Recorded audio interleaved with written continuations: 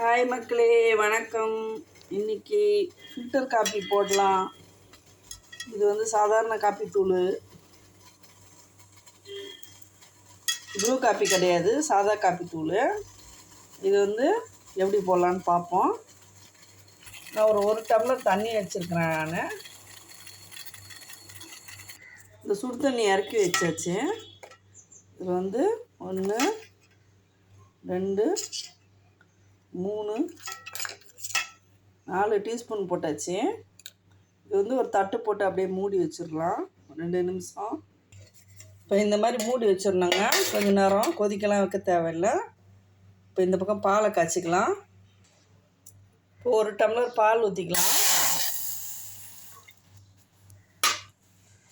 இது நல்லா காயட்டும். பால் நல்லா காஞ்சிச்சிங்க. இப்போ இதில் வந்து நாட்டு சர்க்கரை போட்டுக்கலாம்.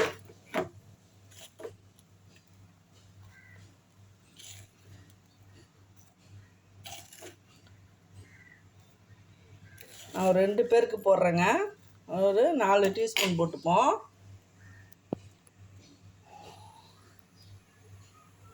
இப்போ இந்த டிகாஷன் திறந்து பார்ப்போம். நம்ம சும்மா தான் மூடி வச்சுருக்கோம் பாருங்கள். அடுப்பு எரியல, சும்மா தான் மூடி இருக்கு.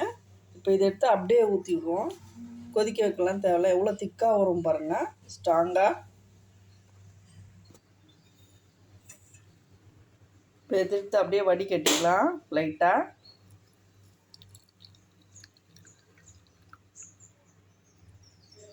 அவ்வளோதான், போதும். நம்மளுக்கு ஸ்ட்ராங்காக ஒரு டிகாஷன் கிடச்சிருச்சு.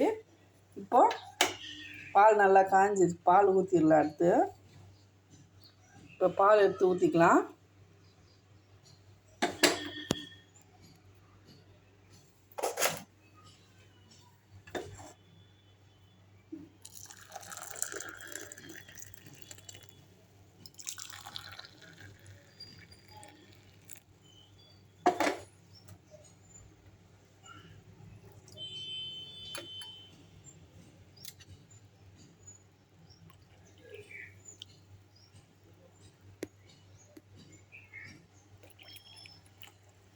அவ்வளோதான், ஃபில்டர் காப்பி ரெடி. பாருங்கள், ப்ரூ காப்பி மாதிரியே இருக்குது பாருங்கள் பார்க்க.